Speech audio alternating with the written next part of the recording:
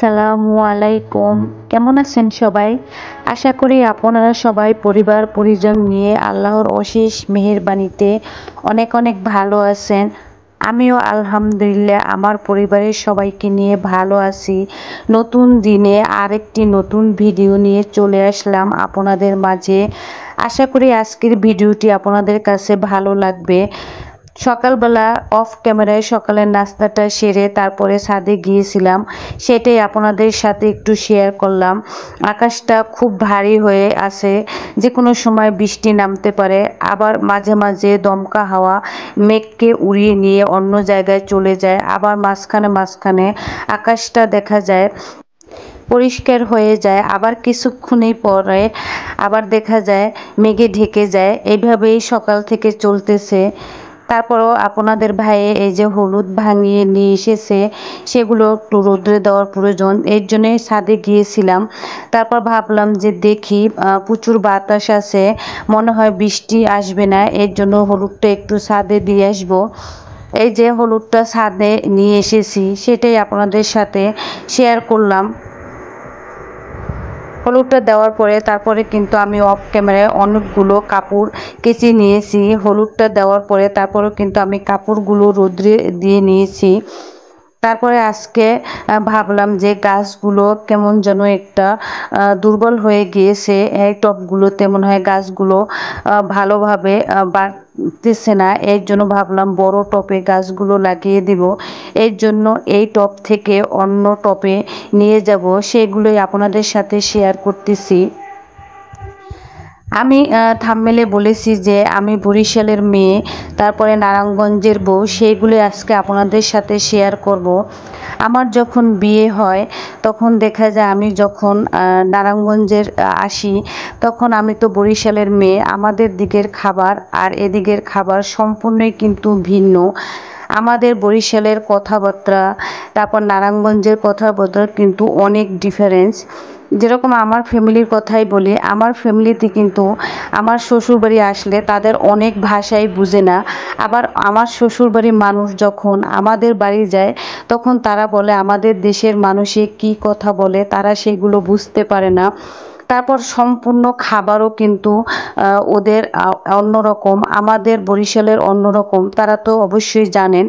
যেমন আমাদের বরিশালের বিখ্যাত আমাদের একটি খাবার আছে, পাট শাক দিয়ে খেসারির ডাল দিয়ে আমরা বোম্বাই মরিচ দিয়ে খুবই খেতে পছন্দ করি। আর ঈদের সময় বা যে কোনো সময় আমরা মলিদা খেতে খুবই পছন্দ করি। এগুলো কিন্তু আমার শ্বশুরবাড়ির মানুষ একদম পছন্দ করে না।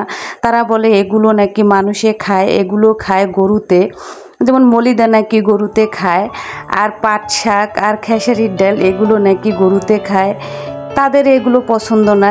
আর ওদিকে দেখা যায় আমাদের বরিশালের মানুষ আমরা এগুলো খুবই পছন্দ করি।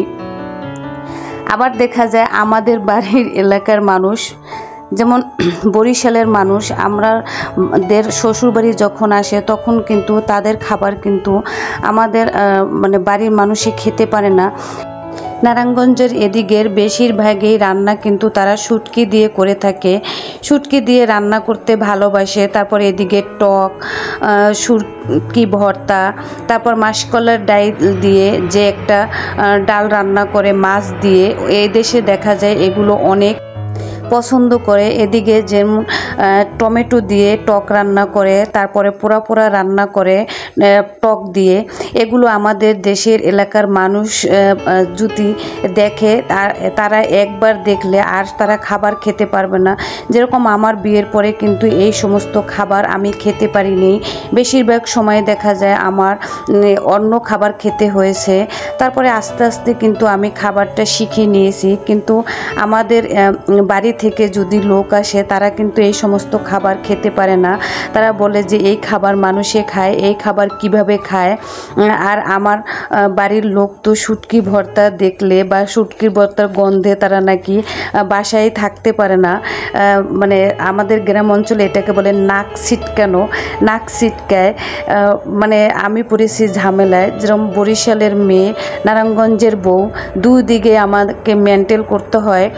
তারা দেখা যায় আমার শ্বশুরবাড়ি এলাকার লোক যখন আমাদের বাসায় যায় তখন তারা আমাদের এলাকার খাবার খেতে পারে না, ওইখানে গিয়ে দেখা যায় যায় তাদের জন্য আমার খাবার রান্না করতে হয়, কেননা আমার ফ্যামিলির হাতের রান্না তারা খেতে পারে না, তাদের রান্নার অন্যরকমভাবে রান্না করতে হয়।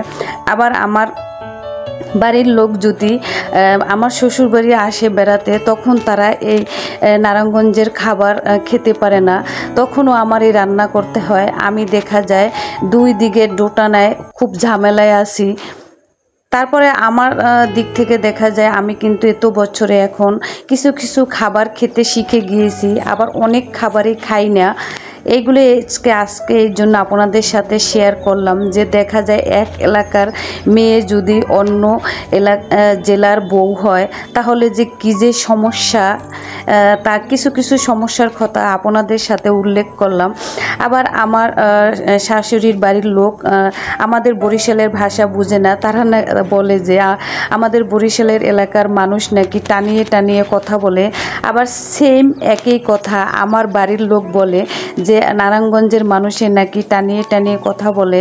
আমি পড়েছি খুব খারাপ অবস্থায়, যে তারা বলে টানিয়ে টানিয়ে কথা বলে, আবার আমার শ্বশুরবাড়ির এলাকার লোক বলে টানিয়ে টানিয়ে কথা বলে। আমি বুঝি না কারা টানিয়ে টানিয়ে কথা বলে। আপনারা কিন্তু আমাকে কমেন্টে জানাবেন।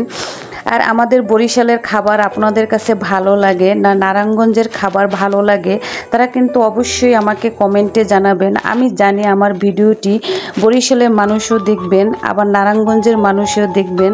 তারা কিন্তু আমাকে কমেন্টে জানাবেন আপনাদের কোন কোন এলাকার খাবার খেতে ভালো লাগে।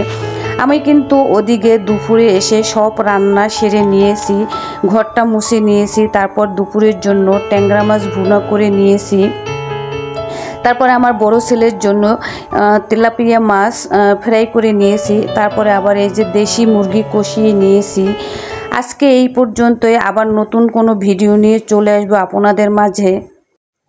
আশা করি আপনারা সবাই সুস্থ থাকবেন, ভালো থাকবেন, আমার পরিবারের সবার জন্য দোয়া করবেন। আল্লাহ হাফিজ।